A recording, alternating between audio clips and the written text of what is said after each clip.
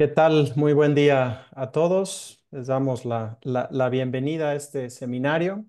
Mi nombre es Miguel Mánica.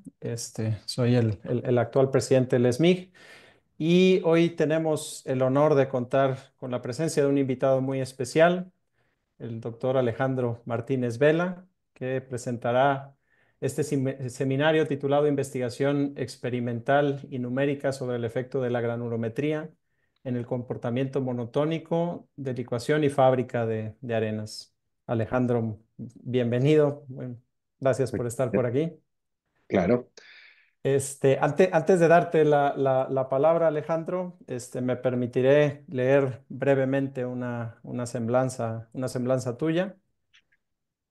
Alejandro Martínez es profesor asociado en la Universidad de California, Davis. Obtuvo su doctorado y maestría en el Georgia Institute of Technology en el 2015 y 2012 respectivamente, y su título de Ingeniería Civil en la Universidad de Texas en Austin. Su investigación se enfoca en el comportamiento de suelos y la interacción suelo-estructura. Sus intereses incluyen la bioinspiración en la geotecnia, la interacción suelo-estructura, la licuación de suelos, el comportamiento de jales, la caracterización de campo y el comportamiento de estructuras costa afuera. Sus métodos combinan ensayos de laboratorio, modelado con centrífuga y simulaciones numéricas. En el 2020 recibió el premio NSF Career Award y en el 2022 el ASC Arthur Casagrande Career Development Award. También vale la pena mencionar que Alejandro es compatriota nuestro, es mexicano, ahí orgullosamente representando a México allá en Estados Unidos. Y pues estamos muy honrados que estés por aquí con nosotros, Alejandro, con este muy interesante seminario. muchísimas gracias, Miguel, por la introducción. Voy a compartir pantalla. Creo que ahí se debe de ver bien. Bueno, muchas gracias por la oportunidad. Como Miguel mencionó, yo soy de México. Yo nací en Torreón y crecí en Monterrey. Y bueno, llevo ya varios años acá en Estados Unidos, en California, pero es un gusto poder compartir un poco de lo que estamos haciendo por acá. Y sobre todo hacerlo en español. Bueno, entonces el título de la investigación de la presentación es Investigación experimental y numérica sobre el efecto de la granulometría, que es el enfoque en el comportamiento de arenas. En este proyecto usamos diferentes técnicas, experimentos de laboratorio, traxiales de corte simple, directo, así como simulaciones numéricas y también ensayos de centrífuga. Entonces voy a mostrar un poquito de todo lo que hicimos. Y debo de mencionar que este es un proyecto en colaboración. Jason DeYoung y Katerina Siotopoulos son dos profesores también aquí de la Universidad de California en Davis.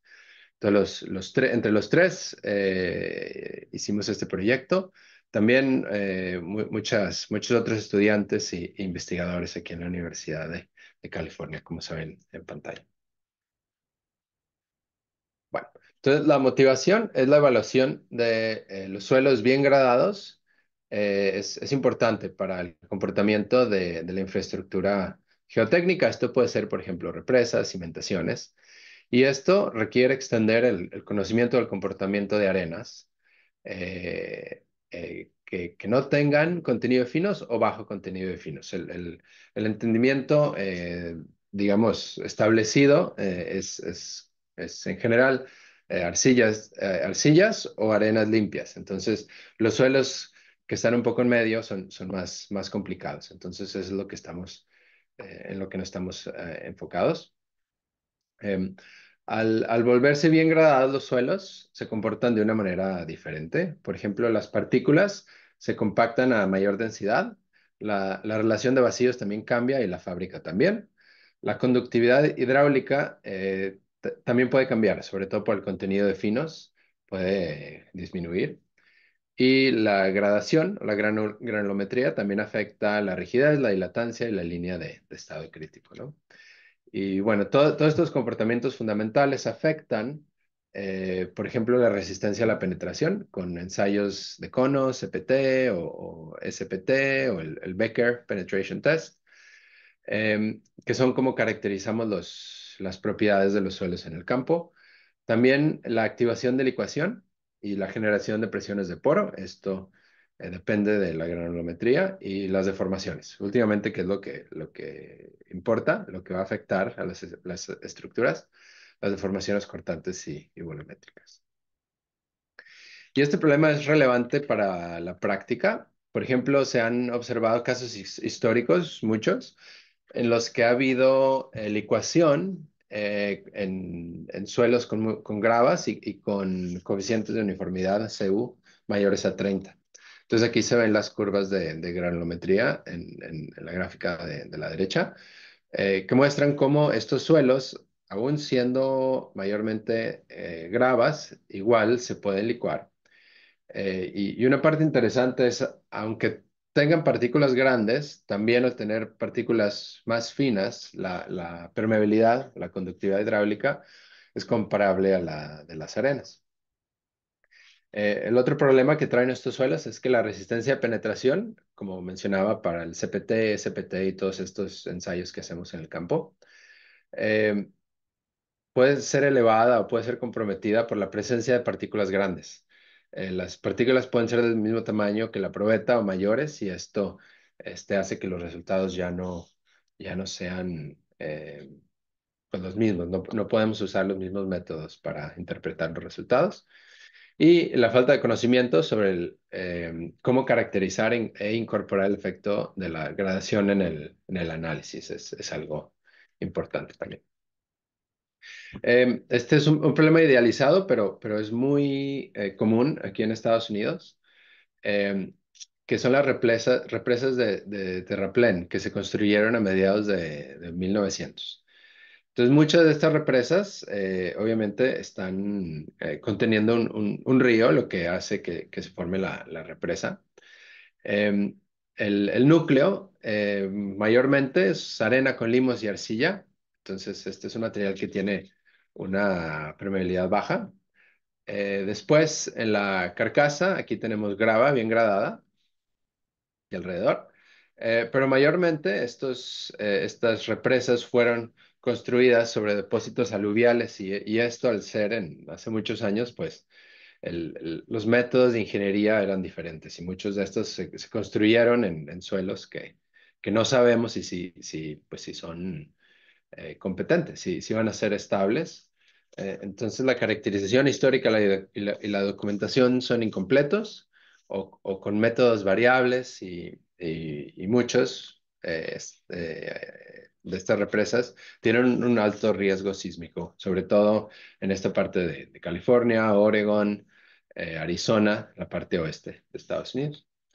Entonces, al reevaluar la estabilidad de estas represas, pues se tiene que reevaluar si se va a activar la ecuación durante un evento sísmico y cuáles son las deformaciones que va a haber, sobre todo en el depósito de aluvio que está abajo. Y bueno, si se concluye que este depósito no es estable, que se puede licuar, pues lo que pasa es que tiene que haber mejoramiento de terreno, lo cual es muy costoso, ¿no? Entonces, tener una caracterización y entender bien cómo se va a comportar el suelo tiene implicaciones importantes.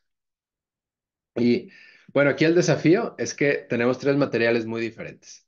Tenemos, por ejemplo, el núcleo, que este es un material un poco más estándar. Este sí se puede caracterizar, por ejemplo, con un cono eléctrico. Aquí se ve en la granulometría. La carcasa es más complicada porque las partículas son muy grandes. Entonces, en este se debe de usar otro tipo de herramienta como, por ejemplo, el Becker Penetration Test, que es como un ensayo de penetración estándar, pero grande. Y bueno, la pregunta es, ¿qué pasa con el aluvio? ¿Cómo caracterizamos el aluvio? Es un material que tiene un rango de partículas muy grande, desde arcillas hasta gravas muy grandes.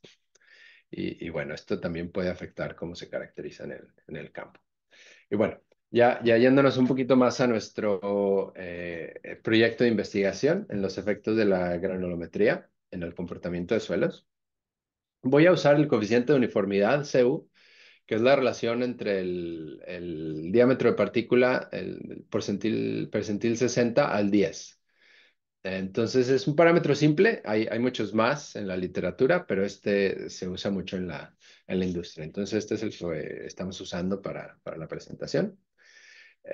Cuando se habla de suelos con gravas, también hay otros dos tamaños de partícula que son importantes. El D10 es proporcional a la permeabilidad. Y esto, por ejemplo, está la ecuación de Hazen, que se puede usar. Y bueno, aquí la permeabilidad es proporcional al D10 cuadrada. Así como el de 85, que este es el que se usa como regla para predecir si va a haber efectos del tamaño de la partícula en la resistencia a la penetración para CPTs y SPTs y todo eso. Ciertos métodos usan el porcentaje de grava, aunque esto se ha abandonado lentamente, ya que el porcentaje de grava pues es arbitrario. Diferentes sistemas usan diferentes tamaños para diferenciar entre grava y arena. Entonces esto pues no lo estamos usando, porque no hay nada fundamental entre que usemos 4,75 milímetros o un valor diferente. Lo interesante es que si recompilamos datos, por ejemplo, esta es una recompilación de 159 conjuntos de datos, y lo que aquí estoy mostrando es la relación entre la relación de vacíos máxima. el- el- el- este representa el estado más suelto que puede tener el suelo de este lado. Del otro lado es la relación de vacíos mínima. Entonces, máxima y mínima. Entonces, como vemos aquí en el eje X, este es el CU. Entonces, al incrementar el CU, las relaciones de vacíos, tanto máxima como mínima, decaen rápidamente hasta un valor de CU como de 10, más o menos, 10 o 12. Y después ya se mantiene de manera constante. Aquí lo que está pasando es que las partículas pequeñas están llenando los huecos o los poros entre las partículas grandes, ¿no? Entonces, entre el rango de partículas sea mayor, pues más se pueden llenar los espacios. Entonces, aquí hay unas correlaciones que creamos en el equipo para predecir la relación de vacíos máxima y mínima. Entonces, en esta investigación, lo que hicimos es obtener 7 suelos diferentes con diferencias entre la gradación por el CU y el tamaño de partícula por el D50, el tamaño de partícula percentil 50. Pero todos estos vienen del mismo depósito natural, lo que hace que todos estos suelos tengan la misma mineralogía. Y también cuantificamos la forma de la partícula y eso también es constante. Entonces aquí lo que estamos haciendo es que estamos, em, em, pues nos estamos enfocando simplemente en los efectos de la gradación y el tamaño de partícula. Aquí se ven las curvas de granulometría. Entonces el 2CU, estos son los nombres que le dimos a los suelos. 2CU tiene un CU de 2, 4, 8 y 12. Entonces aquí se ve cómo va incrementando el coeficiente de uniformidad. Aquí se ven las relaciones de vacío, máxima, mínima, y la que corresponde a una relatividad, a una densidad relativa de 45%. Una cosa que es interesante es ver cómo disminuye la relación de vacíos a una densidad relativa de 45%. Es casi la mitad para cuando el CU es 12. Es interesante que la permeabilidad no cambia. Y eso es porque la permeabilidad es controlada por el tamaño de las partículas más pequeñas y esas son, son parecidas entre todas. Pero si medimos la velocidad de onda cortante, el VS, aquí sí vemos que al incrementar el coeficiente de uniformidad, aquí se incrementa la velocidad de onda cortante, lo que nos dice que la rigidez está incrementando. Y eso es por lo que decía, porque es mucho más denso, hay partículas pequeñas que están llenando los espacios entre las partículas grandes, ¿no?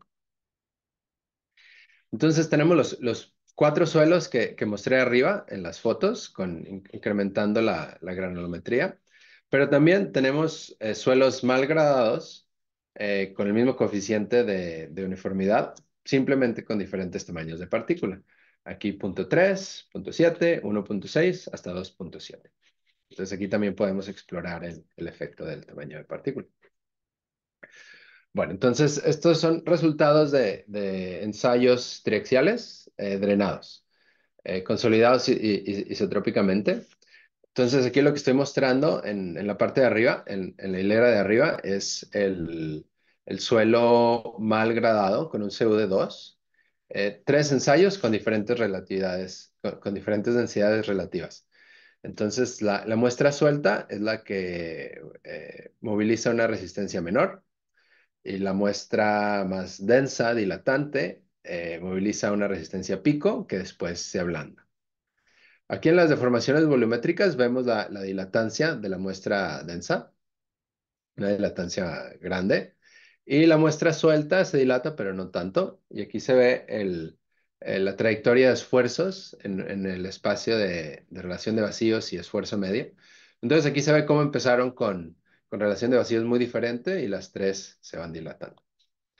Acá abajo muestro resultados muy parecidos, pero simplemente para el material con un CU de 12. Entonces, el bien gradado, pero vemos las mismas tendencias. Vemos la muestra suelta que moviliza la resistencia de corte menor y la densa mayor, con un pico alto. Igual aquí con la eh, dilatancia mayor de la muestra densa, igual aquí la trayectoria de esfuerzos. La conclusión de esto es que simplemente comparando estos dos ensayos, pues el efecto de la gradación no es muy claro. Muestran cosas parecidas. Más denso, una resistencia pico mayor, más denso, una dilatancia mayor. Estos son ensayos muy parecidos, pero ahora no drenados. Entonces aquí tenemos la muestra densa con una resistencia mayor y esto es porque las presiones de poros son negativas. Entonces esto incrementa el esfuerzo efectivo. Y aquí estoy mostrando la trayectoria de esfuerzos, pero en el espacio de esfuerzo deviador y de esfuerzo medio.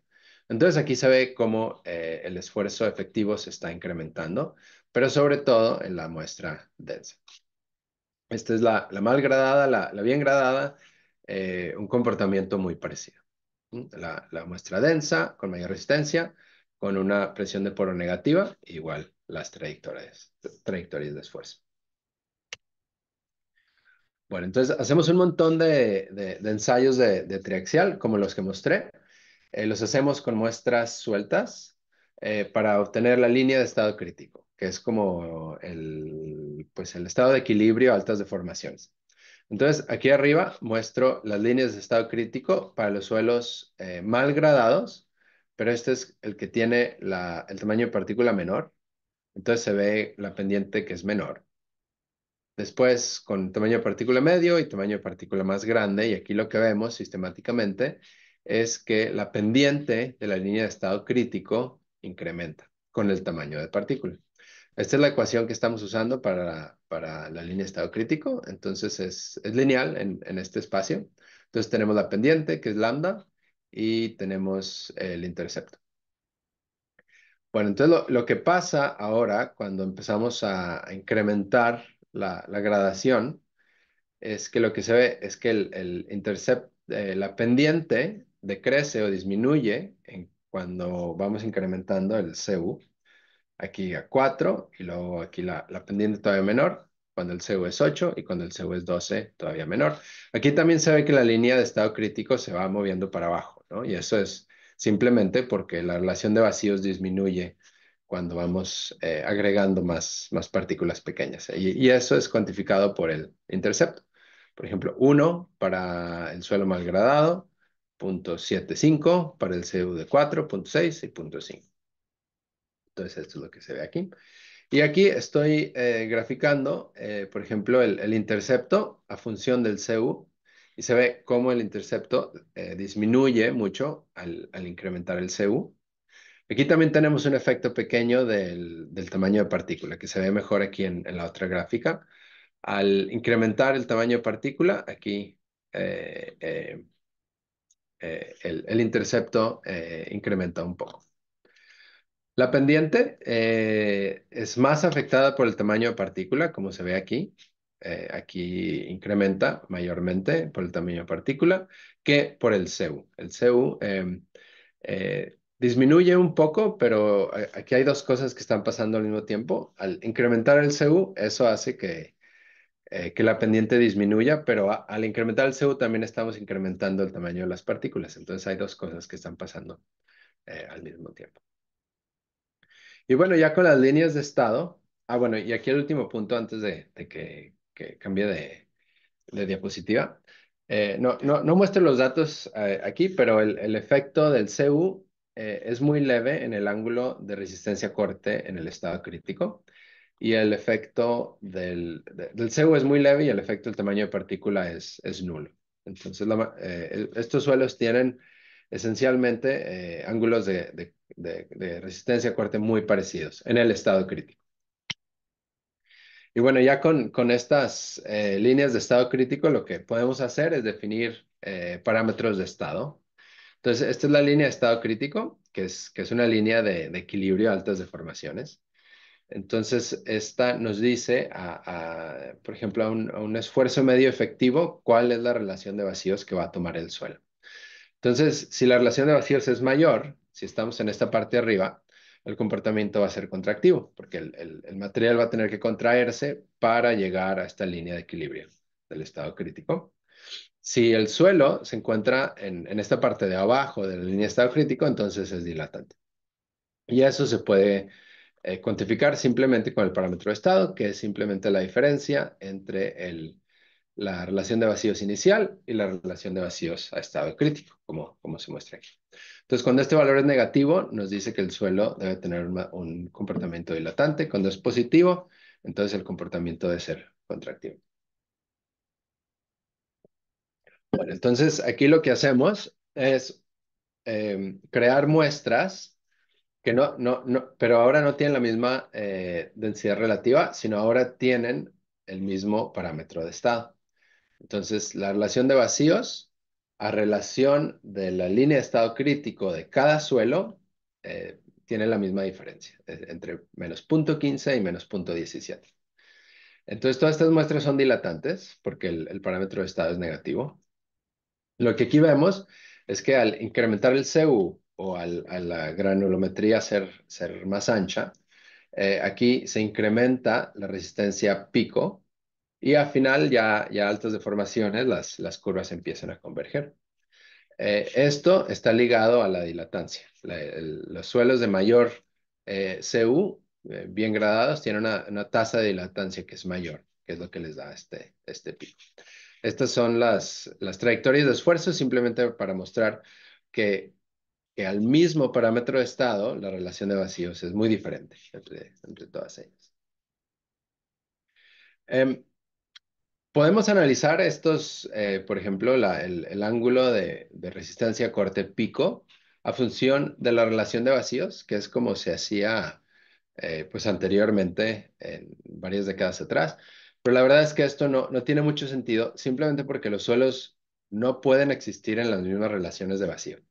Por ejemplo, los suelos mal gradados tienen relaciones de vacíos entre 0,6 y 0,8 y los bien gradados entre 0,3 y 0,5. Entonces, no hay valores de relación de vacíos comunes. Entonces, la relación de vacíos no es un muy buen parámetro para estudiar el efecto de la gradación. La densidad relativa es un parámetro que es usado muy comúnmente. Y bueno, si vemos, por ejemplo, aquí el ángulo de resistencia pico, sí vemos que incrementa con la densidad relativa, pero el efecto de la gradación pues no se ve muy bien.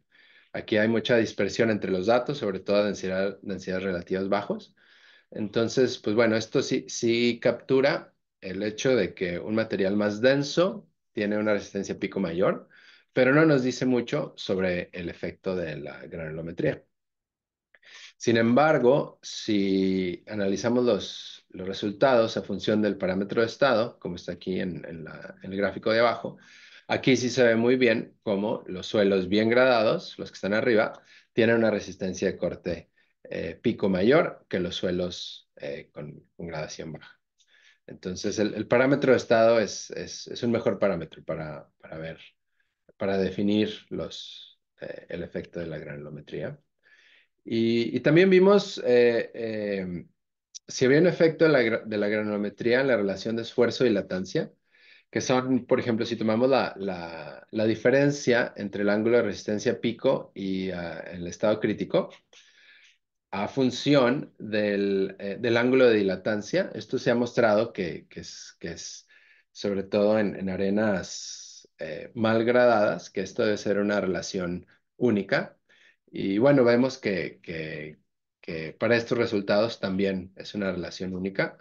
Entonces no hay diferentes pendientes para los diferentes valores de CU, por ejemplo. Es la misma pendiente, para nuestros datos es 0,54.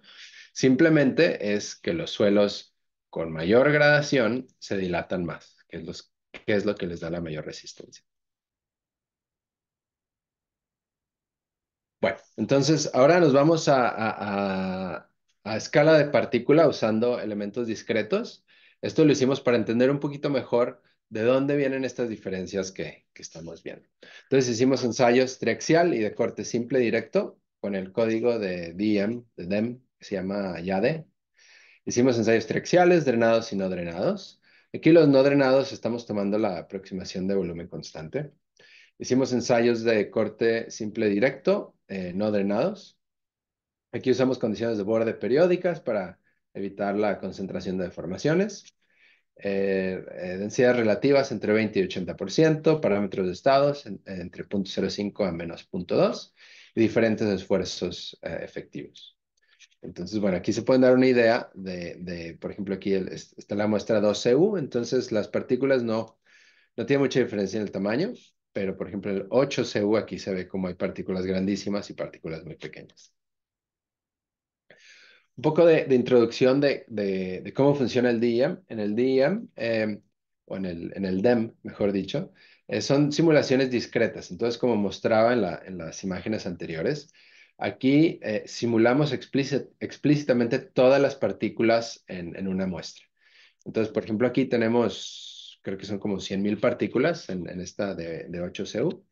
Entonces, se simula cada una individualmente y las partículas interactúan entre ellas mediante contactos.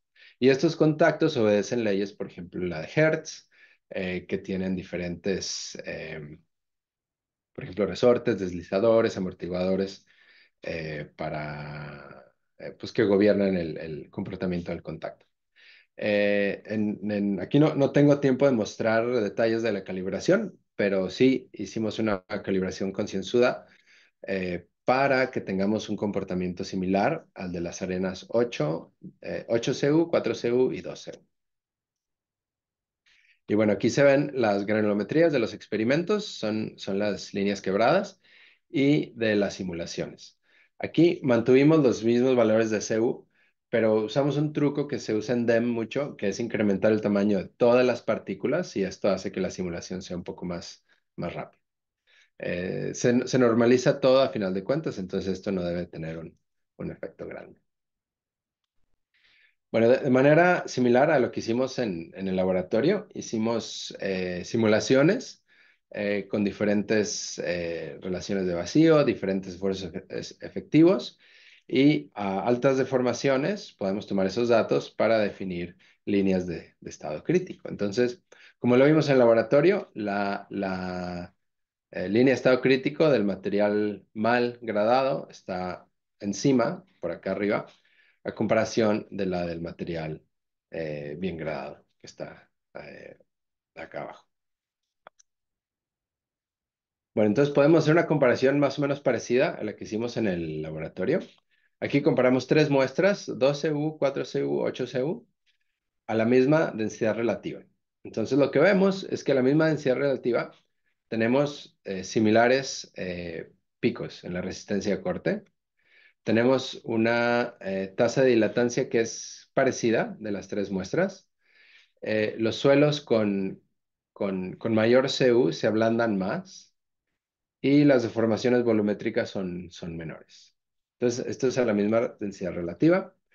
Ahora, si comparamos los suelos, pero con el mismo parámetro de estado, la historia cambia un poco. Ahora, los suelos con un mayor CU tienen un pico mayor de resistencia a corte.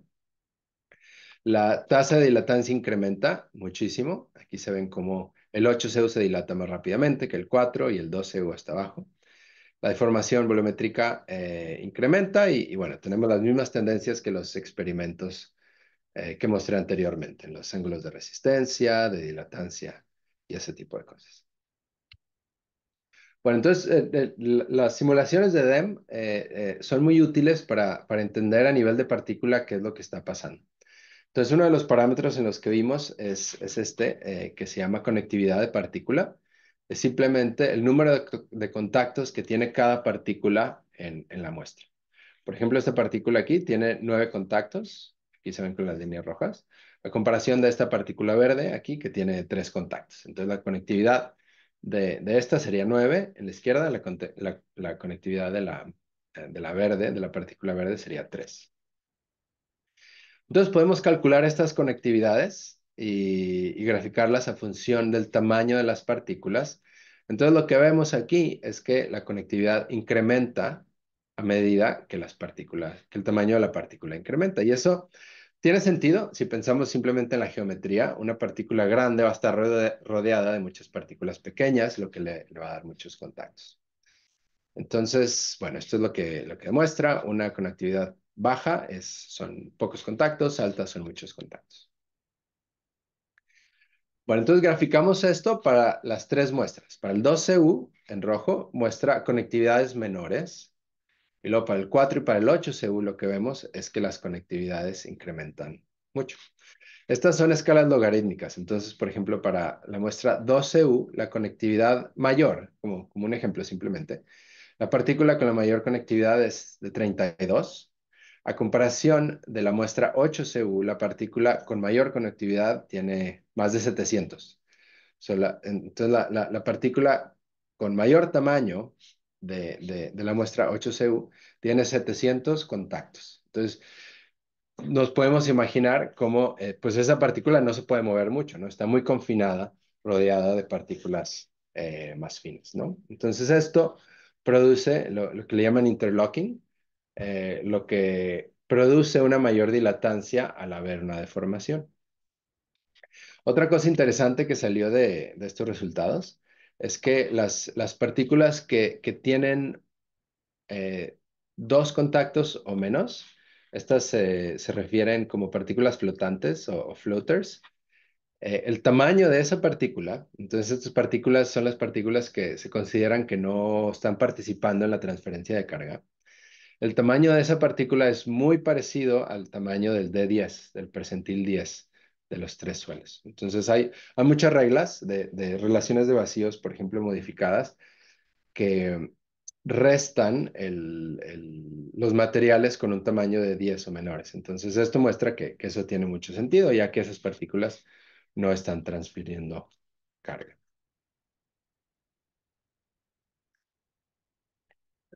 Estas imágenes simplemente muestran las muestras. Esta es la mal gradada, la de 2CU. Todas las partículas como se ven. Estas son las fuerzas de contacto. Entonces aquí podemos cuantificar la fuerza de contacto entre todas las partículas que hay. Entonces ese es el 2CU. Aquí se ve la diferencia con la 8CU. Por ejemplo, aquí hay una partícula muy grande y aquí podemos ver cómo está rodeada de muchísimas partículas. Y lo interesante también es que, por ejemplo, esta partícula grande está trayendo muchísima fuerza. Está recibiendo fuerza de muchas partículas alrededor de ella. Entonces, esto lo podemos cuantificar de esta manera. Lo que estamos graficando aquí es en el eje X y en el eje Y, es el tamaño de las 2 partículas que forman un contacto. Entonces, tenemos partícula 1, entonces aquí es también en percentil, ¿no? Entonces, percentil 100 sería la mayor partícula, percentil 0 sería la menor partícula partícula número uno y luego de partícula número dos, las dos partículas que hacen el contacto. Y aquí el color es la fuerza que se está transfiriendo normalizada por la fuerza promedio. Entonces, aquí, por ejemplo, vemos que la fuerza promedio, aquí se ve en la línea de valor normalizado uno. El tamaño de partícula que carga la fuerza promedio es más o menos el percentil 60.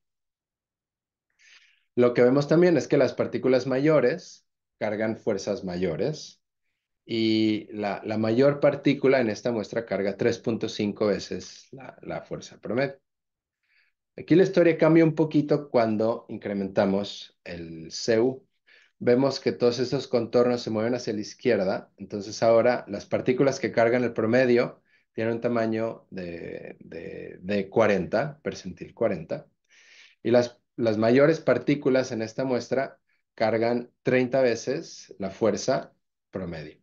Entonces aquí lo que estamos viendo es que las partículas grandes están teniendo una participación muy importante en la transferencia de carga. Bueno, aquí estoy cambiando un poquito el ensayo. Ahora lo que estoy mostrando no son triaxiales. Ahora lo que estoy mostrando son ensayos de corte directo simple. Entonces, ensayos típicos, pero aquí todavía con nuestro modelo numérico de DEM. Aquí lo que estamos haciendo es que tenemos tres muestras arriba con la muestra de 2 CU, entonces mal gradada. Arriba las tres muestras con una densidad relativa de 60%. Acá abajo es la muestra de 8 CU, entonces con mayor gradación, igual a 60% la densidad relativa. Las tres curvas que se ven acá arriba es diferentes esfuerzos cíclicos aplicados. Entonces, como esperamos, entre mayor sea el esfuerzo cíclico aplicado, pues más rápido se activa la licuación. Aquí los esfuerzos se están disminuyendo porque las condiciones son no drenadas. Aquí vemos cómo se van acumulando las deformaciones. Y aquí vemos cómo va evolucionando las presiones de poro normalizadas. Aquí el valor de 1 es cuando se licúa.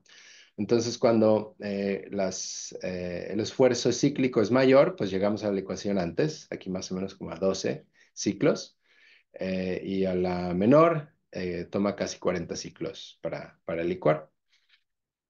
Lo que vemos aquí es que al incrementar el CU, se llega a la licuación con un menor número de ciclos, por ejemplo, 8 con el esfuerzo cortante mayor o 21 con el menor.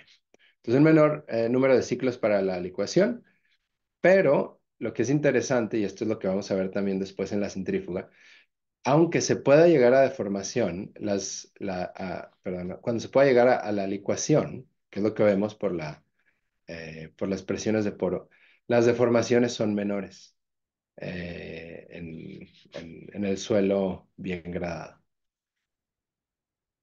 Y bueno, podemos hacer la misma comparación. Ahora hay que comparar no con la misma densidad relativa, sino con el mismo parámetro de estado, que es lo que vemos aquí.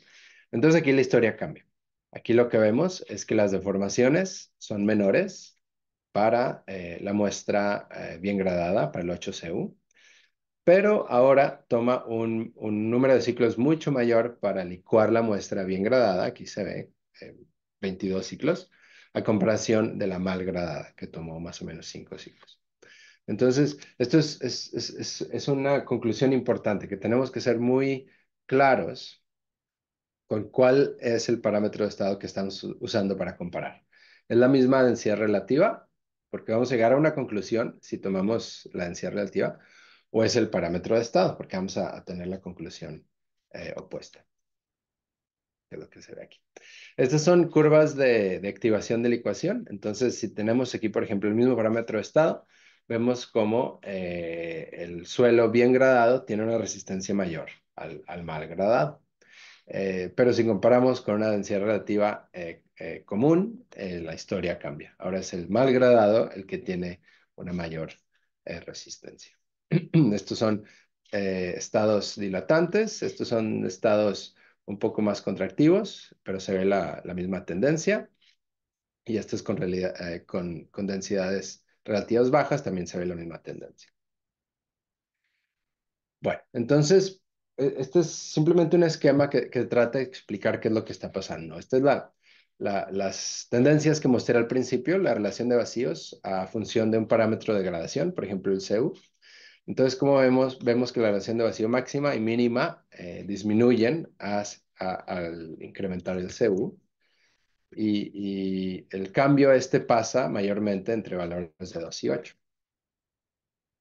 Usar una relación de vacíos constante para comparar y para estudiar el efecto de la gradación, pues no tiene mucho sentido porque aquí se ve que no hay suelos que no pueden existir en ciertas relaciones de vacío. Si usamos una densidad relativa constante, lo que estamos haciendo es preparar muestras en una línea que tenga la misma distancia entre la línea de la máxima y la mínima.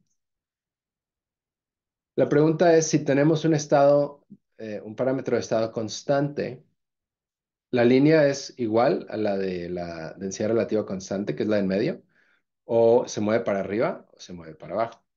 Lo que los resultados nos están diciendo es que esta línea se pega un poco más a la relación de vacíos máximo. Y esto es simplemente porque al incrementar la gradación tenemos una conectividad mayor, lo que da más dilatancia. Entonces, esto es lo que se ve. Bueno, para terminar, unas cuantas diapositivas en un caso que estudiamos usando la centrífuga. Aquí voy a primero describir qué es la centrífuga y cómo funciona.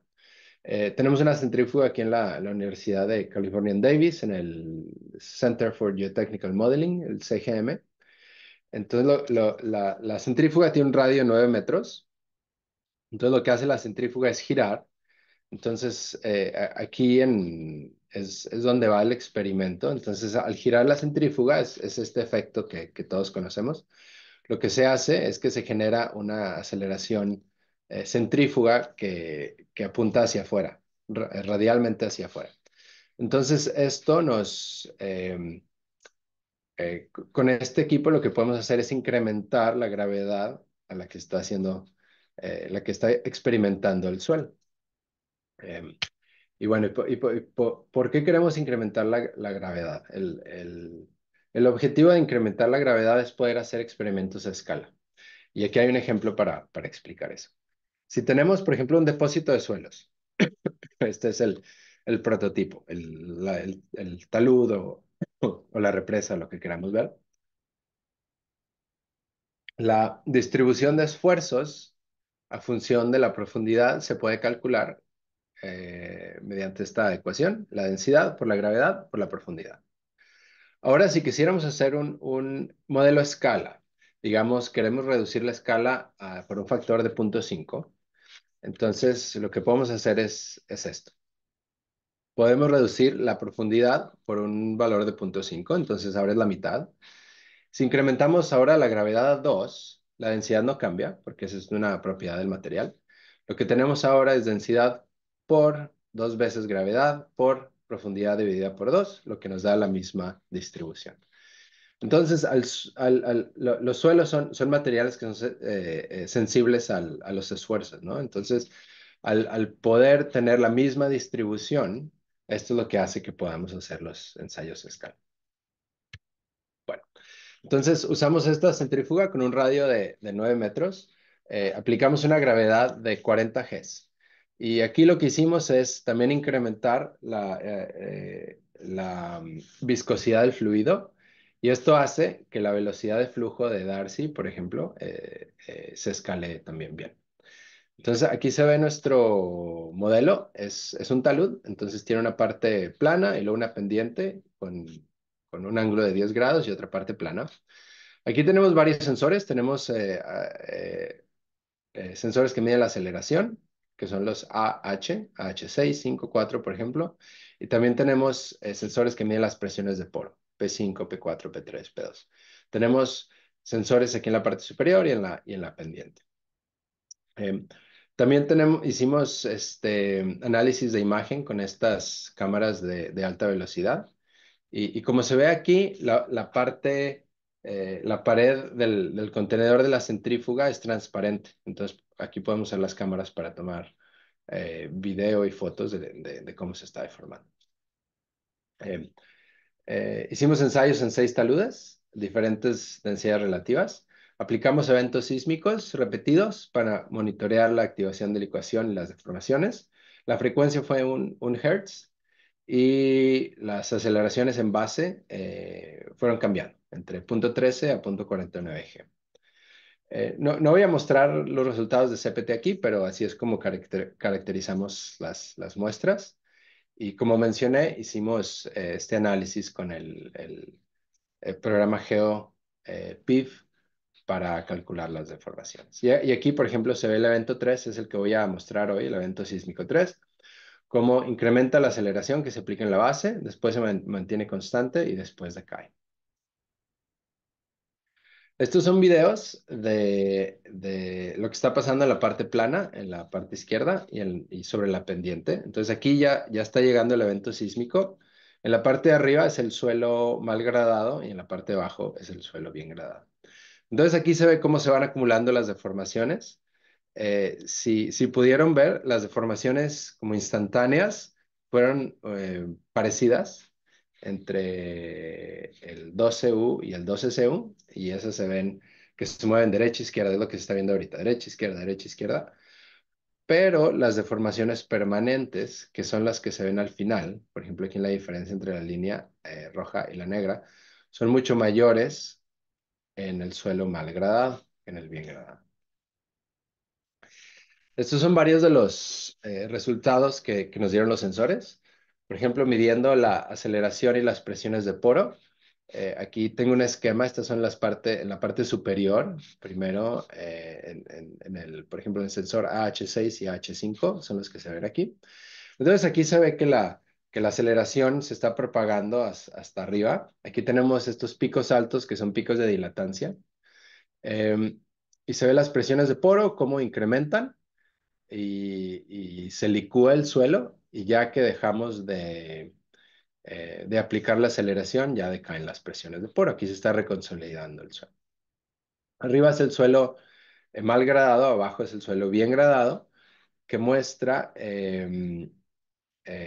pues un comportamiento parecido, pero estos picos que suben y bajan, así como los picos en las presiones de poro son mayores, que estos son picos de dilatancia. Cuando el suelo se dilata rápidamente es cuando vemos estos picos. Este es en la parte superior, este es en la parte de la pendiente, que aquí tenemos un sesgo de esfuerzos estáticos, lo que hace que el comportamiento sea todavía más dilatante que en la parte superior. Pero más o menos parecida la respuesta. Con estos sensores podemos calcular deformaciones dinámicas y deformaciones permanentes. Entonces, aquí estoy mostrando las deformaciones dinámicas, son como las deformaciones instantáneas. Entonces, aquí se calcula el esfuerzo cíclico a función de la deformación, así como la presión de poro. Entonces, aquí vemos estas curvas. Son parecidas, más o menos, entre la parte superior y en el suelo mal gradado y bien gradado. Entonces, no hay diferencia mayor. Aquí vemos estos picos de dilatancia mayores en el suelo bien gradado. Y en la parte de la pendiente también se ve ahora cómo cambia la forma de las curvas de esfuerzo de formación. Esto es por el sesgo que mencionaba por el estado eh, de esfuerzo estático. Pero no hay gran diferencia aquí entre las deformaciones dinámicas.